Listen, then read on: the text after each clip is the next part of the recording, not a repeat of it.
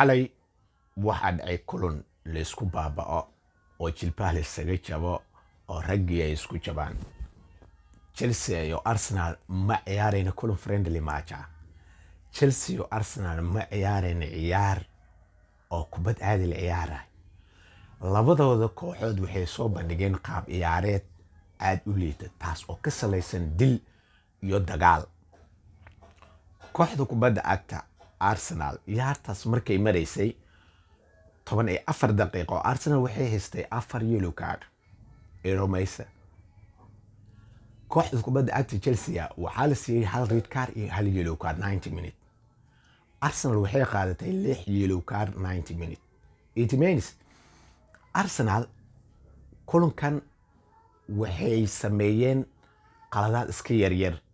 wax qalad oo hadda Arsenal sameysay oo u qalmay yellow card waxaa jira kaliya midka Ricardo Calavoria oo ninka qabsanay kaasita in laga tago way lahayd laakiin yellow card waa la siiyay.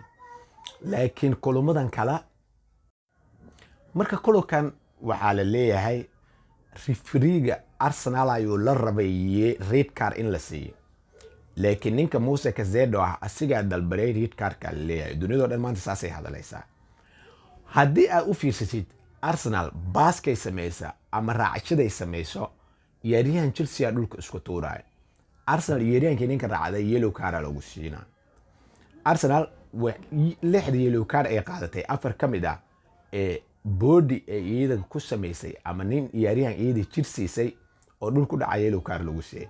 sida caadiga ah dunida oo dhan refereeyaasha oo caalamka oo dhan ay isku wada raaceen Benoni haddii uu yahay hal mar jir la sameeyay ama physical la isku sameeyay ciyaaryahan looga faanay physical wax yellow card iska daaya xitaa qalad ma ahan. Luis Skeles kaarka la siiyo u fiirsa ciyaaryahan asi labadooda isbarbar ordayaan uu wuxuu siiyay physical context wax oo jir la yiraahdo oo siiyay. ciyaaryahanka markuu ku dhacay Luis Skeles ciyaaryahankii kale dhulka ku dhacay Luis Skeles xitaa dhulka ku dhacay labadoodaba markay isku dhaceen dhulka ay ku dhaceen. marka Luis Skeles yellow card la siiyay.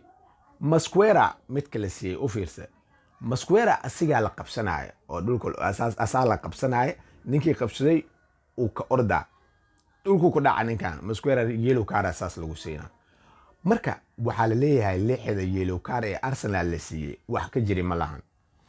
dadka inta badan waxay leeyihiin maanta ee Chelsea oo yellow card la siiyay ee ka badan waayeen Arsenal Chelsea laakiin dibka Chelsea loo geystay mid ka daran anaga noo geystay. 4 daafac 6 yellow card la siiyay kooxda Arsenal 6 yellow card 4 kamid ah daafacyada ahaayeen.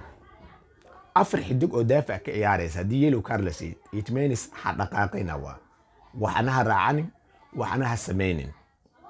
marka kooxda kubadda cagta Chelsea yellow red card looma rabin red card kan Arsenal loo raadinayay laakiin ninkan Musa Kazedo asiga dalbaday.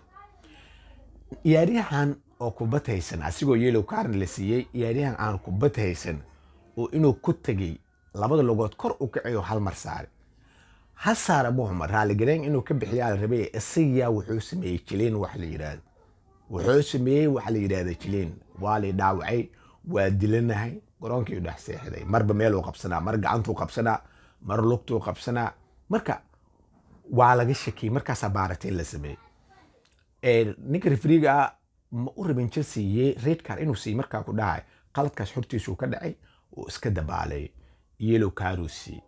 markaas faara laga soo wacay waxaa la waxaas aqli maan meeshan imaa ninkan wuxuu sameeyay dil cad oo ku talagal ah in yellow card la siina wax soconay maana imaa wala. faarta markii laga soo wacay faarta tagay ninkan waxaa la arkay in nin ku talagal u aaday oo waliba labada lugood inuu kor u kacay ninkan oo kubad haysan kubadiina iska baasay oo saas u saaray. Musa Kazedo saasa lagu siiyay.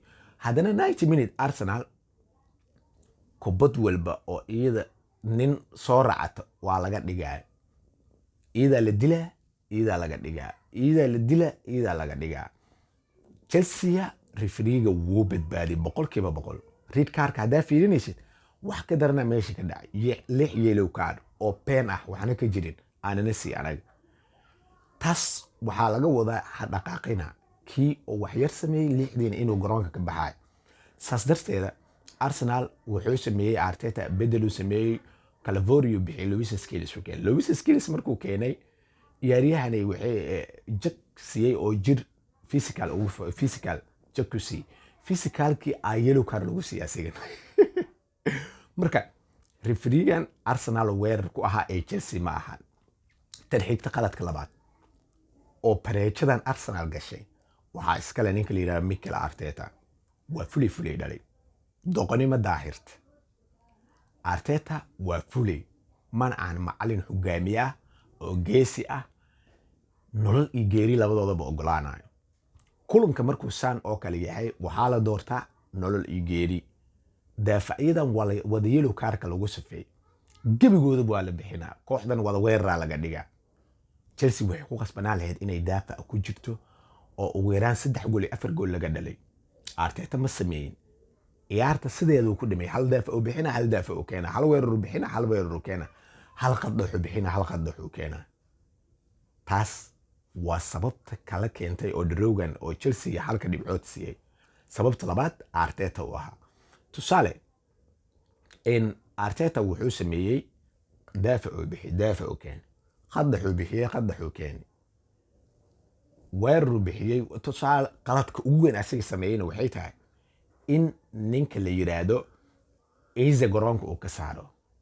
taas waxay u ahayd Chelsea oo dhan farxad ay u ahayd. Eze wuxuu ahaa ninka dhaxda Arsenal wax walba laga filin karay. wuxuu ahaa ninka kaliya gool dhalin iyo caabin laga filin karay kooxda Arsenal marka loo eego. Odegaard inuu keeno Arsenal inay Odegaard ku tiirsanaato dhaxdeedu uu dalbaday. wuxuu bixiyay ninka la yiraahdo in Eze. Mikel Mourinho oo 9 ciyaarayo dhaxdu u soo celiyay. taas waxaa koosgaray Mikel Mourinho ma ahan ciyaaryahan Benoni soo xamaali kar oo aragti fog leh, sidoo kale 4 ilaa iyo 3 u gambin karo, xirfad badan ma ahayn. waxay ahayd booska asiga ka saaray Eze inuu ka saaro ninka la yiraahdo Mikel Mourinho. Calavorio waxaa la keenaa number 9 la keenaa. 9 Arsenal waxa uu ciyaarayay ninka la yiraahdo Mikel Mourinho. Gyökeres uu keenay Mourinho inuu bixiyay ka lahayd. booska Mourinho uu bixin lahaa wuxuu bixiyay Eze uu bixiyay. Mourinho dhaxdu u soo celiyay. bal Mikel Mourinho dhaxda muxuu ka qaban karaa? raacasho saas ma lahan. Mikel Mourinho waa nin iska culus, sidoo kale xirfad badan ma lahan, nin gambin kara ma ahan. Arsenal number 9kaas waxay uga haysataa waa nin pressure badan, awood badan oo daafacyada inuu iska tiiriyo, madax dhalin kara. halkaas madaxa loogu haystay. ma sameeyeen Arteta ninkii garoonka inuu ka saaro la rabay dhaxda u soo celiyay, ninkii dhaxda isku haayay wax badan laga filayo garoonka ka saaray. taas waa dhabarjabka ugu weynaa ee Arsenal ku yimid. qaladka kalena wuxuu sameeyay kaambiyadii hore. ninka la yiraahdo Martinelli ma ahan 45 daqiiqo hore inuu dhameystay. Martinelli garoonkaas inuu ku jiray adi xataa shakiya kaaga jira waa ogahay. Martinelli garoonkaas wax ma ciyaarin, wax uu qabtay ma lahan. in oo Martinelli ilaa 70 ciyaartan ku sii jira. qalad kale oo Arteta sameeyay booska Martinelli wuxuu xiran karay Nuno Madueke, sidoo kale wuxuu xiran karay Gabriel Jesus. ma sameeyeen ciyaartana Gabriel Jesus inuu soo geliyo way ka lahayd, maadaama kulan weerar uu yahay. Jesus inuu keeno oo dhaxdan iyo daafacyadan iska bixiyay way ka lahayd, ma sameeyeen. taas waxay ahayd qalad kale oo Arteta sameeyay. tan xigta soo laabashada Martin Odegaard Arsenal farxad uma ahan. waa kuga celinaya soo laabashada Martin Odegaard Arsenal farxad uma ahan ee dhabarjabay ugu tahay. sababta ku leeyahay ku sheega dhaxdan Arsenal Eze iyo ninka la yiraahdo Eze, Rice iyo Zubimendi way isfahmeen. dhaxda Arsenal biray ka dhigeen. Eze 3 xidig wuu fahmay weerarka Arsenal wuxuu ahaa karkar. laakiin Martin Odegaard imaashiis waxay ka micno tahay in Eze ama garab weerar la geyn doono ama keedka la dhigi doono oo Arteta xulan doono Martin Odegaard.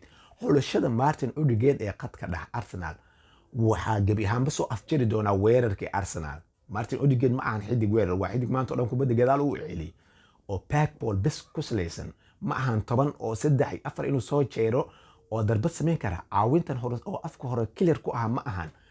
saas darteeda Arsenal soo laabashada Martin Odegaard waxay ku tahay dhabarjab aad u weyn. adiga daawanay sidee kula tahay soo laabashada Martin Odegaard iyo doqonnimo